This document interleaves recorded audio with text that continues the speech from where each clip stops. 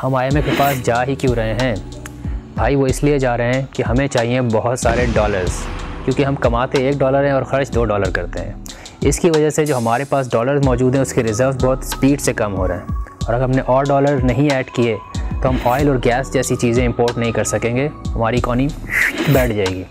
यहाँ तक कि हम अपने कर्ज़े भी वापस नहीं कर सकेंगे और हम डिफ़ॉल्ट कर जाएंगे। आखिर IMF की शराइत हैं क्या?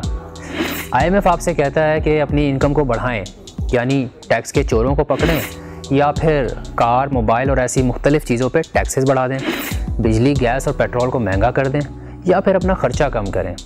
यानी जो कंपनीज़ लॉस कर रही हैं, PIA, स्टील मिल्स, इनको बेच के फारिग करें, प्राइवेटाइज़ करें, और स्कूल्स और हॉस्पिटल्स पे जो आप पैसा लगाते हैं उसको कट करें। वो आपसे ये भी कहते हैं कि अगर डॉलर महंगा हो रहा है तो होने दें। मसला ये है कि अगर आप ये शराइत मान लेते हैं तो इससे महंगाई बढ़ जाती है, बेरोज़गारी बढ़ जाती है।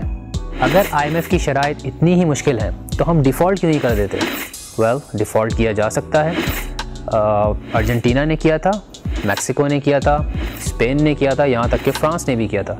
लेकिन इसकी बहुत ही सीरियस इकोनॉमिक इम्प्लिकेशंस होती हैं, जैसे कि आपकी स्टॉक मार्केट क्रैश हो जाती है, ठीक है, आपका रुपी डीवैल्यू हो जाता है, जिससे आपकी जो सेविंग्स हैं वो बुरी तरह मुतासर होती हैं।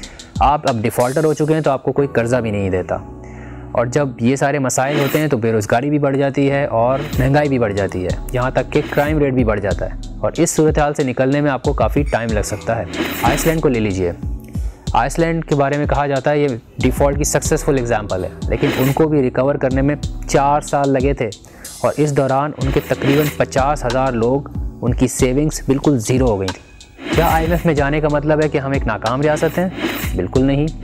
UK गया था, फ्रांस गया था, साउथ कोरिया भी गया था, और सक्सेसफुली उन्होंने अपने प्रोग्राम्स कंप्लीट किए।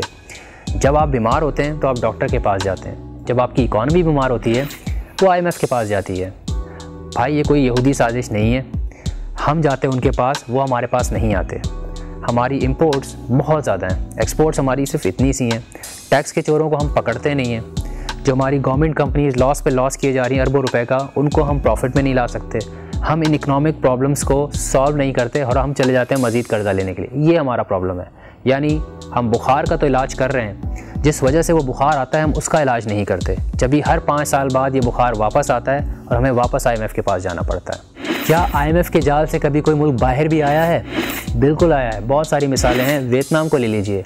वियतनाम IMF प्रोग्राम में गया, उन्होंने अपने टैक्स सिस्टम को सही किया, इकोनॉमिक रिफॉर्म्स की, उनके पास फॉरेन इन्वेस्टमेंट भी आई, उनकी एक्सपोर्ट्स भी ऊपर गई, और 10 साल के अंदर वो एक लो इनकम कंट्री से मिडिल इनकम कंट्री बन गए और 4 करोड़ लोगों को गुर्बत से बाहर निकाला।